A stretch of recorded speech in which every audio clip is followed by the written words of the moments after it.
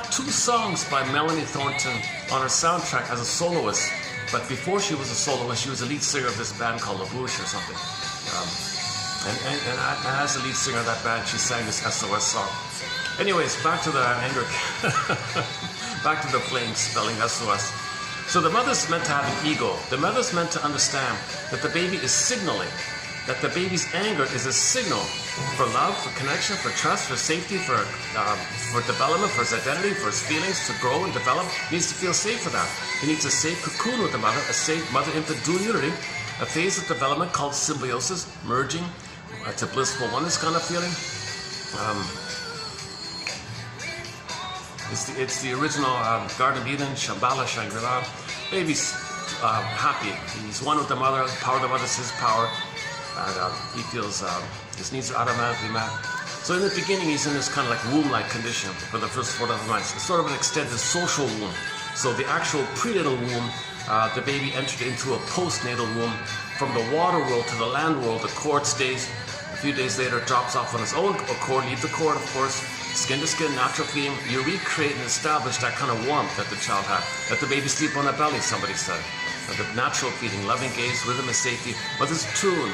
Mother picks up the signals. It's all baby-led. Whatever the baby wants, he gets it. The mother allows the baby to use him as a supply, so to speak, like a source or something like that. And he thinks he owns it. So let the baby think he owns the breast. First mother's the breast mother, and the mother later on. If he gets that phase of development, that's the soil. That's the sweetness of the child's budding beauty. Okay, his sense of self, his ontological self, his feeling self called his emerging self, or ontological self, or budding beauty called embodiment, and soulment. So soul is there, called golden ball. Yesterday we talked about the golden ball a little bit.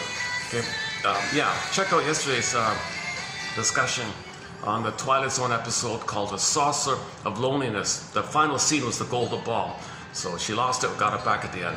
So the baby has a golden ball, means embodiment. You feel real and alive. That's the golden ball. You feel real and alive. You feel embodied. You feel ensouled. And you're alive and you're humming and that kind of stuff. So the baby has that. It's meant to continue to stay with him, but with trauma, that part freezes up. That part of him, the feeling self, freezes up. Yes, the rest of him developed, but what's important is frozen like that.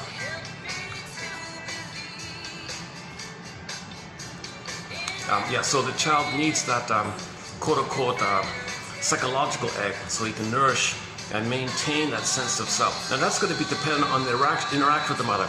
So he needs to wire in something he can do for himself based on what the mother did for him. So how the mother treats it, he wires it in, he'll do it for himself. Okay, human connections lead to neural connections. Interpersonal leads to intrapsychic, endopsychic. Why is it so dark?